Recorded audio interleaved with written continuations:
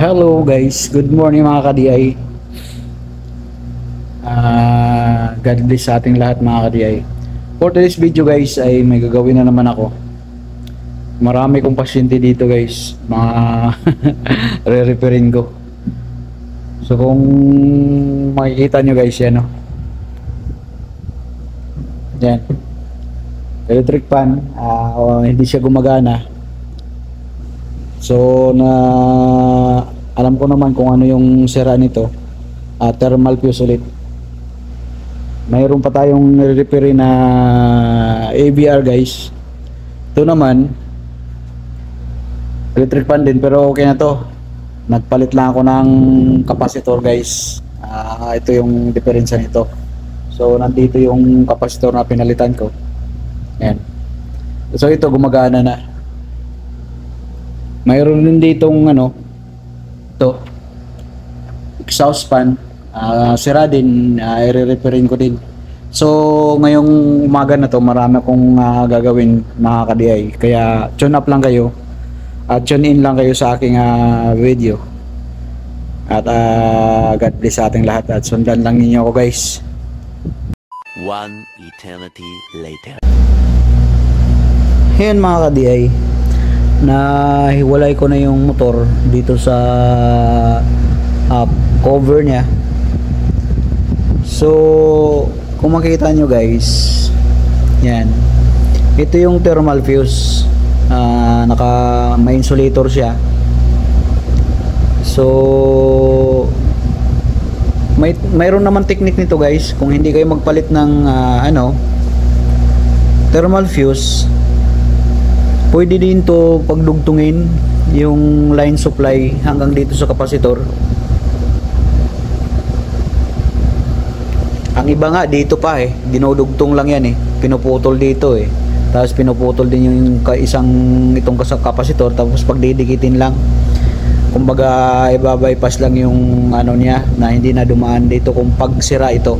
Pero sa akin guys, para lang naman din sa protection ng motor dahil tumataas kasi ang amperahe nito.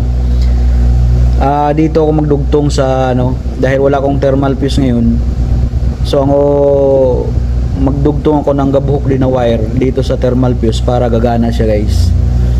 Para kung halimbawa tumaas ang amperahe ng ating motor, ay mapuputo lang din siya yung wire na yan na gabuhok kalaki. Dito ko lang idugtong. Dito ako jumper ng wire. So antabayan na ninyo mga ka-DI at jajumperan ko yan para may salpak natin ulit at makikita nyo gagana yan. One eternity later. Yan mga ka-DI, ipakita ko lang talaga sa inyo na may diferensya yung thermal fuse natin. Titistiran natin guys. Ayan kung titingnan nyo sa reading nyo, ayan i-short ko, papalo siya. Ayan ito yung thermal fuse natin guys. Pag dito, wala. Pag dito short yan, gumagana. So ibig sabihin, yung natin, yung thermal fuse natin is open. Sira to. So ngayon, dudugtungan ko ng wire dito na gabuhok hanggang dito. Jumper ako guys. Ang gagamitin kong wire is ito. Kung nakikita nyo guys, yan gabuhok. Ipulupot ko lang yan dito kabilaan at hinangin ko, tapos ibalik ko na yan. Gagana na yan siya guys. So antabayanan lang yung mga ka-DI. Tune in lang kayo. Yan dudugtong ko dito na side yan, kabilaan yan dyan. Itong wire na to. One eternity later. So yung mga ka-DI naidugtong ko na yung wire. Kung nakikita yan hininang ko dito at hininang ko dyan kabilaan. So isang diretsuhan lang yan na wire, nagabuhok kaya yung dulo nito nahinang na at saka dito nahinang na. So yun lang guys, mga technique dating kung wala tayong thermal fuse na pamalit, pwede yan jajumperan mo ng wire na gabuhok lang din. Example ganito ng mga wire guys, yan gabuhok. Yan yung gamitin nyo, huwag yung malaking wire. Dahil protection lang din yan sa ating motor. Pagka tumaas ang amperahe, kaya niyang maputol yan dahil maliit, para hindi masunog yung winding natin. So yun yung cause na bakit may thermal fuse, para sa protection ng motor natin guys. So antabayan ninyo guys at ibabalik ko yan. One eternity later. So ito mga ka-DI, binalik ko na, lagyan ko ng cable tie, tinatalian ko na guys. Yan, tatalian na natin, lagyan ng cable tie. Yan. So bumalik na siya sa forma niya tulad kanina.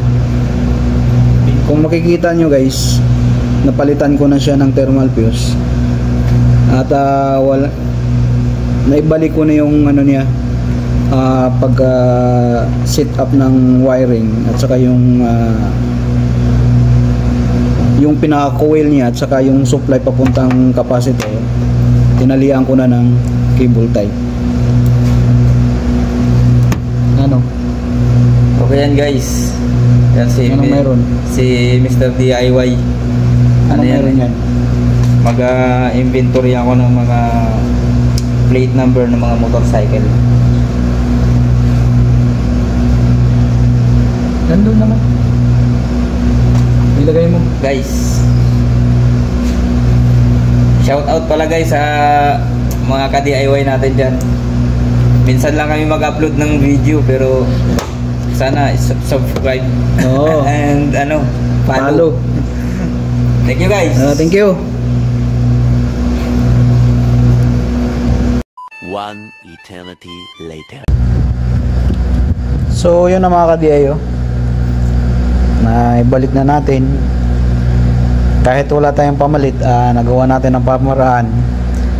May iba kasing technique na dito lang, di na niya binubuksan tong motor. Yung isang linyal lang dito at saka yung common dito na gray, yan ay pinagdugtong lang nila dito, binabalatan. Para sa akin kasi hindi safe yan sa motor at nagko-cost pa rin yan ng dahil nakarikta na eh. So itong ginawa ko guys, for safety pa rin to sa ating motor na hindi masusunog, dahil nilagyan ko lang siya ng gabuhok, parang sa fuse lang din na nilagay dito sa thermal fuse, na pag tumaas ang amperahe, kusa siyang mapuputol. So yun lang guys, kanya-kanya namang technique yan na pagdating sa mga ginagawa natin, pero ang importante yung protection ng motor natin. So tune in lang kayo mga ka-DI, i-symbol ko na yan guys. One eternity later.